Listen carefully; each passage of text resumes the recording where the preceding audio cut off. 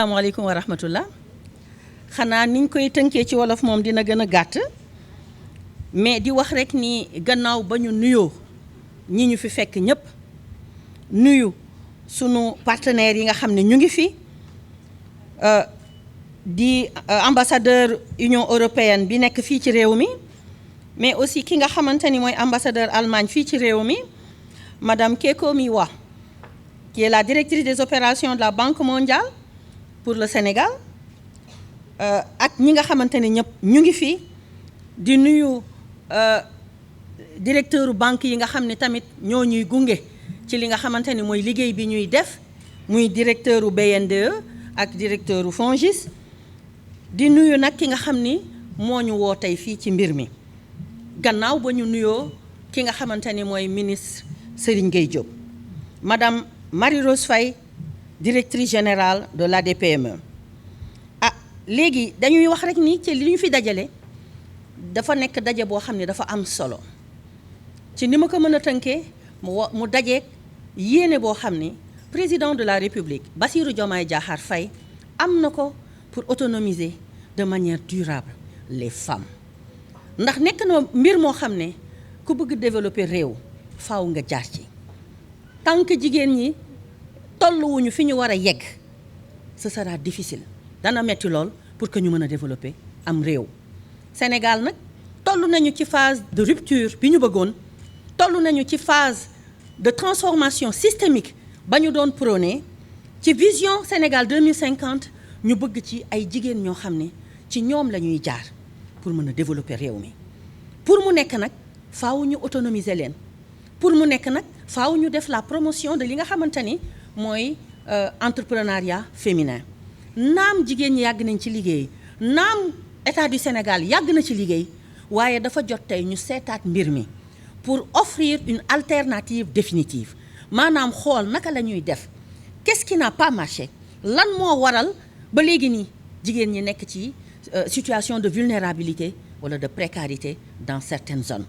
ñu ne kon lenn la ñu am muy le maître mot on maintient l'autonomisation par des actions maanaam am na ci activité yoo xam ne buñ ko ci boolee xëy na dina tax ba mu gën a dëgër parce que je reviens sur les termes du président de la République économie la wax durable donc il n'est plus question que ñu nekk rek di lebal jigéen ñi xaalis ñu nekk rek di leen gunge ci ay seeni entreprise yu ndaw wala yu mag waaye ñu seetlu ne ba tey des na donc genre plateforme yi nekk na plateforme boo xam ni jataay yu mel nii nekk na jataay boo xam ni bokk na ci yi ñu yaakaar ne dinañu révolutionner ñun li ñu doon wax jëmale ko ci li nga xamante ni mooy autonomisation économique durable des femmes kon ci turu président de la République teew nañ fi ci turu premier ministre Ousmane Sonko teew nañ fi di leen xamal rek ni madame la directrice générale danañu ànd ak yow ci li nga bëgg danañu ànd ak yow ci ni ñu gisee ni war nañ koo jàppale jigéen ñi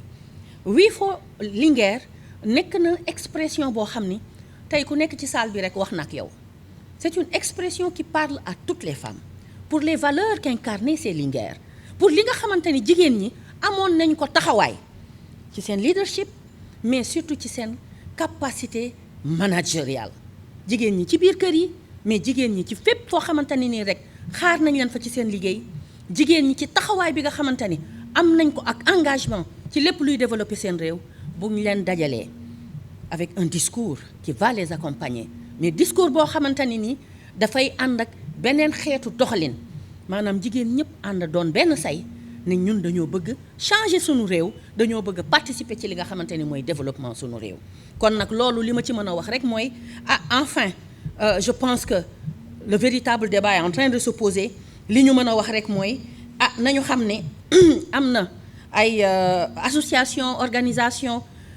yoo xamante ni ñu ngi ciy liggéey boobu ba tey ñun ñii ci ñëw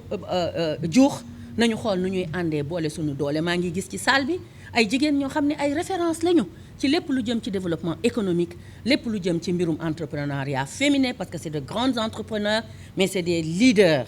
dans leur domaine kon ñu ngi gërëm ñëpp di wax rek ni sunu partenaires yi encore une fois ñu ngi leen di gërëm di leen nuyu di leen féliciter mais di wax rek ni ci turu président de la République ñu ngi souhaiter une réussite totale ci en initiative bi nga xam ni madame la directrice jël ngeen ko jëm ci lépp luy développer jigéen. On ne peut pas développer une nation en écrasant sa majorité. Vive les femmes. waxtaan bu baax a baax ci journée tey bi nga xamante ni dañu ko jagleel ñi nga xamante ni mooy suñuy jigéen suñuy Linguère ñu rassemblé ko ci concept bi ñu naan We for Linguère. Concept bi nekk concept bu inédit boo xamante ni pour une première fois ñu rassembler suñuy partenaires yëpp ñi nga xamante ni ñooy liggéey ak ñoom ci wàllum autonomisation des femmes ñu taxaw saytu waxtaan ci nan la ñuy def ba nga xamante ni jigéeni Sénégal jigéen ñi nga xamante ni ñoo yëngu ci lirum koom-koom mais ñu gis seen bopp bu baax a baax a baax a baax ci initiative yooyu mu nekk également mbégte bu rëy rassembler fi partenaires yooyu yëpp partenaires yooyu bokk ci nga xam ne mooy Banque mondiale ñi nga xamante ni mooy GIZ ñi nga xamante ni mooy ONU Femmes ak ñeneen ñoo xamante ni dañoo takku farlu ngir accompagner jigéeni Sénégal ñu gën a dëgër ci seeni koom-koom donc ñu jël initiative yëpp boole ko jël partenaires yooyu yëpp boole ko pour wane ni ñun bu ñu jàppoo ñun ñëpp ànd vraiment dinañu atteindre li nga xamante ni mooy objectif bi te jigéeni Sénégal également dinañ ci gis seen bopp ñu am ci nag satisfaction bu rëy rëy parce que gis nañu salle bi ni mu feesee jigéen yi également ñëw intéressé wu ci li nga xamante ni moom lañ leen jagleel mu am également un pacte bu fort boo xamante ni signé nañu ko entre la Banque mondiale mais aussi Banque Sénégal yi nga xamante ni ak institut microfinance yi nga xamante ni ñoom ñëpp ñoo nekk fii Sénégal ñu mànkoo ñu ne dañuy nangu bàyyi as tuut ci ku nekk ci li nga am engagé wu ci li nga xam ne mooy financement des PME à orientation femmes pacte bu fort signé nañ ko donc mu nekk lu ama importance pour ñun et ñuy ñaan yàlla rek loolu nekk dëtmal li nga xamante ni mooy accompagnement bu am solo boo xamante ni dinañu ko teg fii ak ay fan yu néew jëmal ko ci ñi nga xamante ni mooy jigéen ñi. Est-ce que ñëpp ciy bénéficier wu? waaw ñëpp ci am wàll. jigéen ñëpp muy ñi nga xamante ni am nañu këyit muy ñi nga xamante ni amuñu këyit lii daf ñuy mën a tax sax ñu mën a waxtaan ak ñëpp ñi nga xamante ni mooy jigéen yi yëngu ci koom-koom ñi nga xamante ni amuñu këyit ñu mën a leen a dimbali ñoom it ñu am ay këyit parce que boo amul këyit am na yoo xamante ni doo ci mën a am lu ñuy wax ci wàllum financement ci koppar gi li ñuy wax ci wàllum marché public yi aussi loolu il faut nga am këyit pour nga mën a am ci marché yooyu ba tax na initiative bi dañ ko teg aussi pour waxtaan ak jigéen ñi wan leen yoon wi fan la ñuy jaar ba nga xam ni lépp lu ñu war a am rek dinañu ko am ñoom it ñu nekk Linguère yi nga xamante ni ñoom ñooy porter économie réew mi.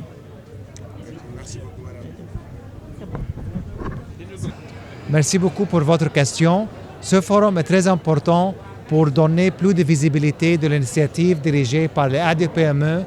pour la promotion des femmes entrepreneurs. Ça inclut l'accès aux services financiers et l'accès aux services non financiers. Pour la Banque mondiale, nous avons un partenariat très fort avec le gouvernement à travers des projets qui s'appellent ITER, Transformation économique et relance. Et ce projet inclut des composantes importantes pour la promotion d'accès au financement pour les entrepreneurs avec un focus pour les femmes entrepreneurs. Inclut renforçant les capacités des entrepreneurs à travers des partenariats avec le ADPME, la promotion d'accès au crédit avec un partenariat à travers le fonds GIP et également de fonds pour le nouvel entreprise à travers le OYAS Fund, partenariat avec Fonds 6. Maintenant, aujourd'hui, l'idée est d'approfondir notre accompagnement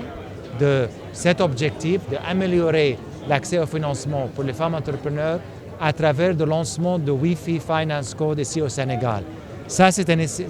initiative transversale qui engage une grande partie de banques, des SFD, bien sûr le gouvernement et également l'autre partenaire internationaux. Et l'objectif est de analyser dans une manière plus approfondie pourquoi il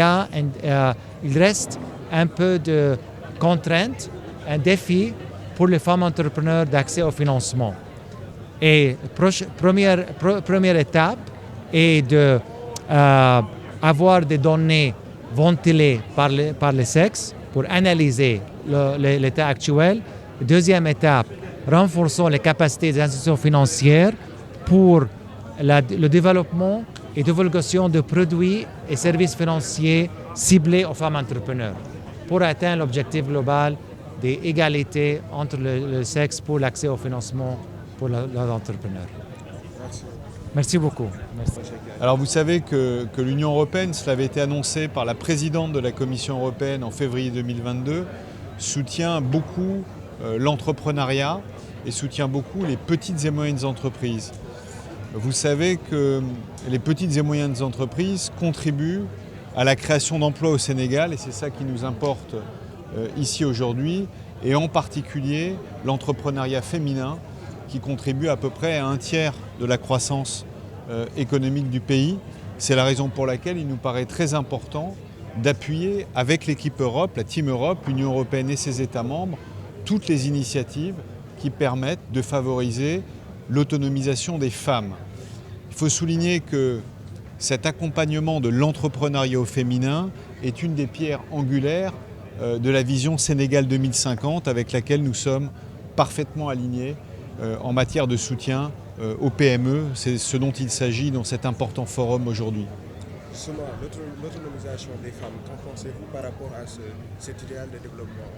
Alors c'est essentiel. Les femmes jouent un rôle essentiel à la contribution économique et sociale du pays. C'est la raison pour laquelle ce programme accompagne leur accès au financement, accompagne le soutien au renforcement de leurs capacités et aussi toutes les opportunités qu'elles pourraient trouver en matière d'économie verte, qui est aussi un des enjeux importants aujourd'hui pour le Sénégal, mais aussi pour le monde plus généralement. Merci à vous. Merci.